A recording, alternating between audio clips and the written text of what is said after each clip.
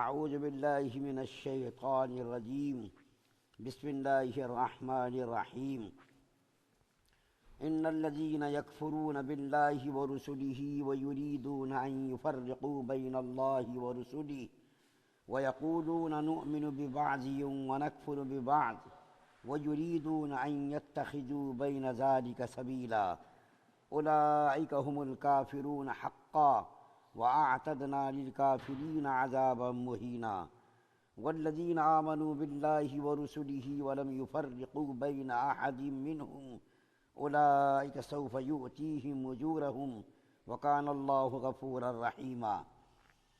جو لوگ کفر کرتے ہیں اللہ تعالیٰ کے ساتھ اور اس کے رسولوں کے ساتھ، اور یوں چاہتے ہیں کہ اللہ کے اور اس کے رسولوں کے درمیان میں فرق رکھیں، اور کہتے ہیں کہ ہم بعضوں پر تو ایمان لاتے ہیں اور بعضوں کے منکر ہیں، اور وہ یوں چاہتے ہیں کہ بین بین ایک راستہ تجویز کریں، ایسے لوگ یقیناً کافر ہیں، اور کافروں کے لیے ہم نے اہانت آمیز سزا تیار کر رکھی ہے۔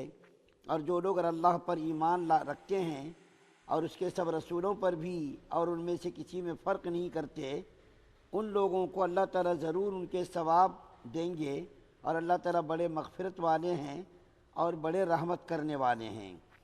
سورہ نساء کی 150 اور 151 اور 152 تین آیات آپ کے سامنے پڑھی گئی ہیں۔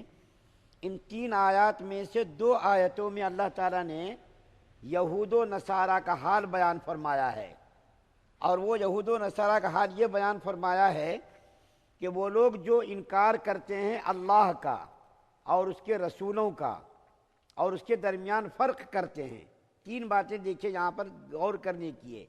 ایک تو یہ کہ انکار کرتے ہیں اللہ کا، تو یہاں پر سوال یہ ہوتا ہے کہ دنیا کے اندر جتنے بھی مذاہب کے ماننے والے لوگ ہیں سوائے دہریہ کے، دہریہ جو خدا کے منکر ہے وہ خدا کو نہیں مانتے، بس وہ یہ کہتے دنیا خود بخود بن گئی، چل رہی ہے، بس ایسے ہی چلتی رہے گی۔ دہریہ کا اس کو کہتے ہیں جو خدا کا منکر ہو۔ لیکن اس کے علاوہ جتنے بھی لوگ ہیں، چاہے یہودی ہو، چاہے نصرانی ہو، چاہے کفار و مشرکین ہو، یہ تمام کے تمام لوگ اللہ کو مانتے ہیں۔ یہ تمام کے تمام لوگ اللہ کو مانتے ہیں۔ اللہ کے ماننے میں یہ کوئی بھی منکر نہیں ہے۔ یہودی بھی اللہ کو مانتا ہے، نصرانی بھی اللہ کو مانتا ہے، کفار مشرکین بھی اللہ کو مانتے ہیں۔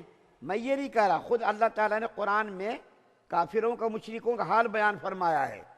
وَلَئِن سَأَلْتَهُم مَّنْ خَلَقَ السَّمَاوَاتِ وَالْأَرْضَ لَيَقُولُنَّ اللَّهُ کہ آپ اگر ان سے سوال کریں یہ بتاؤ زمین و آسمان کا خالق و مالک کون ہے، تو یہ کافر لوگ بھی کہیں گے اللہ۔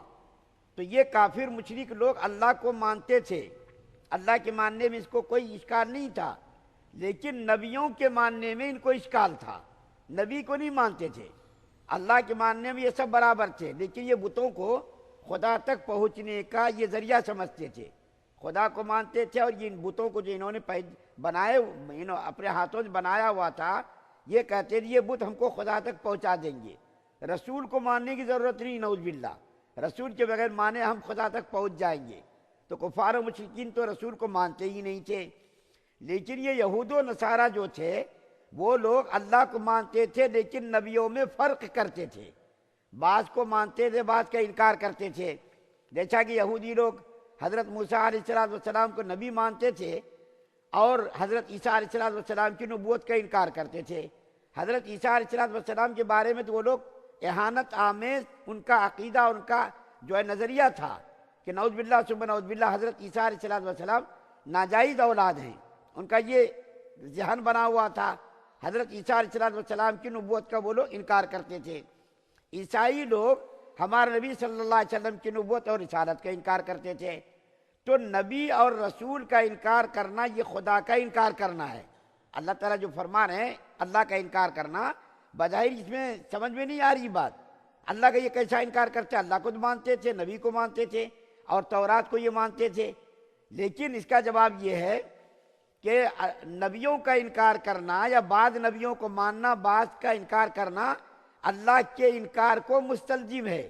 اللہ کو اگر مانے تو نبیوں کو بھی ماننا ضروری ہے، اور نبی کو مانے تو اللہ کو بھی ماننا ضروری ہے، دونوں چیزیں ضروری ہیں۔ نبی کے مانے بغیر اللہ کا ماننا نہیں ہوگا۔ اللہ کا ماننا اسی وقت معتبر اور مستند ہوگا جب وہ اللہ کے ساتھ ساتھ نبیوں کو بھی مانے۔ حضرت موسیٰ علیہ السلام کے زمانے میں حضرت موسیٰ علیہ السلام کو نبی ماننا ضروری تھا۔ جب حضرت موسیٰ علیہ السلام دنیا چلے گئے، اللہ تعالیٰ نے حضرت عیسیٰ علیہ السلام کو بھیجا تو حضرت عیسیٰ علیہ السلام کو نبی ماننا ضروری تھا۔ جب حضرت عیسیٰ علیہ السلام دنیا سے آسمان پر چلے گئے تو نبی کریم صلی اللہ علیہ وسلم دنیا کے اندر تشریف لائے، تو دنیا کے اندر جب نبی کریم صلی اللہ علیہ وسلم تشریف لائے تو نبی کریم صلی اللہ علیہ وسلم کو ماننا ضروری تھا کہ ایک کو تو مانا، ایک کا انکار کر دیا، اور جو ہے ایک کی شان میں گستاخی اور توہین کرنا انہوں نے شروع کر دی، تو اس کا انکار کرنا ایسا ہے جیسا کہ خدا کا انکار کرنا۔ وَلَمْ يُفَرِّقُوا بَيْنَ أَحَدٍ مِّنْهُمْ، ان میں سے کسی بھی نبی کے درمیان تفریق کرنا کہ ایک کو ماننا ایک کو نہیں ماننا، یہ جائز نہیں ہے۔ تمام نبیوں کو برابر ماننا، تمام نبیوں کو ماننا، تمام نبیوں کی شان میں گستاخی نہ کرنا، یہ سب کے لیے ضروری ہے، چاہے یہودی ہو، نصرانی ہو، چاہے مسلمان ہو۔ تو اللہ تعالیٰ فرما رہے نبیوں اللہ کا انکار کرنا، رسولوں کا انکار کرنا، اور اسی طریقے سے جو ہے اس کے درمیان فرق کرنا۔ فرق کرنے کا مطلب یہ ہے کہ کسی کو ماننا کسی کو نہ ماننا، بعض کو ماننا بعض کو نہ ماننا، بعض کے اوپر ایمان لانا بعض پر ایمان نہ لانا، یا ایسا جیسا کہ خدا کا انکار کر رہے ہیں، رسول کا انکار کر رہے ہیں۔ ایک رسول کا انکار کرنا تمام نبیوں کا انکار کرنا ہے، اور خدا کا بھی انکار کرنا، نعوذ باللہ۔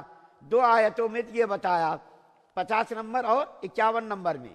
52 نمبر آیت میں اللہ تعالیٰ نے مسلمانوں کا حال بیان کیا کہ مسلمان ایسے لوگ ہیں جو تمام نبیوں کو مانتے، اللہ کو بھی مانتے، تمام نبیوں کو مانتے، اور تمام نبیوں میں وَلَمْ يُفَرِّقُوا بَيْنَ أَحَدٍ مِّنْهُمْ، کسی نبی کے درمیان فرق نہیں کرتے۔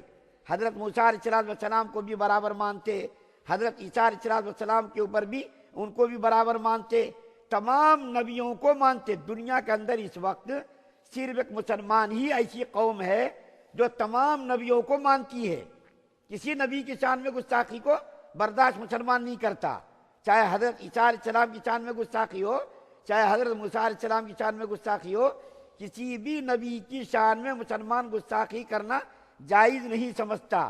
لا نفرق بین احد منہم، کہ ان میں سے کسی نبی کے درمیان مسلمان فرق نہیں کرتا، تمام نبیوں کو مانتا، اور اگر کسی نبی کی شان میں کوئی گستاخی ہو جائے تو مسلمان سب سے پہلے صدائے احتجاج بلند کرتا ہے، احتجاج کی آواز بلند کرتا ہے، جیسا کہ حضرت عیسیٰ علیہ السلام اور حضرت موسیٰ علیہ السلام کے اوپر فلم بنائی گئی تھی۔ پتہ نہیں آپ لوگوں کو معلوم ہوگا، کچھ سال پہلے فلم بنائی گئی تھی، اس کے اندر فرعون کو دکھایا گیا تھا، دریائے قلزم کو دکھایا گیا تھا، یہ ساری چیزیں اس کے اندر دکھائی گئی تھی۔ تو مسلمانوں نے اس کے اوپر احتجاج کیا تھا، کسی کافر نے احتجاج نہیں کیا، یہودیوں نے نہیں، عیسائی، انہی لوگوں نے بنائی تھی فلم۔ وہ لوگ کیوں احتجاج کرتے؟ ان کو تو پیسہ مرغوب ہے، پیسے سے محبت ہے، ان کو نبیوں سے کیا، کتابوں سے کیا، ان کو ان سب چیزوں سے ضرورت کوئی مطلب نہیں۔ مسلمانوں نے اس کے خلاف احتجاج کیا کہ کسی نبی کی ذات پر فلم بنانا یہ ان کی شان میں گستاخی ہے۔ لیکن اگر ہمارے نبی کی شان میں کوئی اگر کافر گستاخی کر دے تو لوگ نہیں بولتے، سمجھتے چلو جانے کوئی بات نہیں ہے۔ تو مسلمان ایک ایسی قوم ہے جو تمام نبیوں کو برابر مانتی ہے، تمام نبیوں کی شان میں گستاخی کرنا جائز نہیں سمجھتی۔ تو اللہ تعالیٰ نے 50-51 نمبر میں تو یہود و نصارہ کا ذکر کیا، اور 52 نمبر آیت میں اللہ تعالیٰ اس کے بارے میں مسلمانوں کو بڑی بشارت سنا رہے ہیں۔ کیا سنا رہے ہیں؟ کہ جو مسلمان لوگ نبیوں کو مانتے اس پہ کوئی تفریق نہیں کرتے، کوئی فرق نہیں کرتے، ایسے لوگوں کے لیے اللہ تعالیٰ نے اجر عظیم کا وعدہ کر رکھا ہے۔ ایسے لوگوں کے لیے اللہ تعالیٰ نے اجر عظیم کا وعدہ کر رکھا ہے، اور ان کے گناہوں کی معافی کا بھی وعدہ کر رکھا ہے، اور جنت کے داخلے کا بھی اللہ تعالیٰ نے وعدہ کر رکھا ہے۔ اس کے برعکس جنہوں نے نبیوں کو نہیں مانا، اللہ کو نہیں مانا، اس کے بارے میں اللہ تعالیٰ فرما رہے ہیں ہم اس کو عنقریب جہنم کے اندر ڈالیں گے، اور جہنم کے اندر ڈال کر کے اس کو اہانت آمیز عذاب سے اس کو دوچار ہونا پڑے گا۔ اللہ تعالیٰ سے دعا ہے کہ اللہ تعالیٰ ہم تمام مسلمانوں کی ایمان کامل نصیب فرمائے، شرک سے، کفر سے، نفاق سے، بدنیتی، بد اخلاصی سے ہم سب کی حفاظت فرمائے۔ سبحان اللہ و بحمدہ، سبحانک اللہم و بحمدک، ونشہد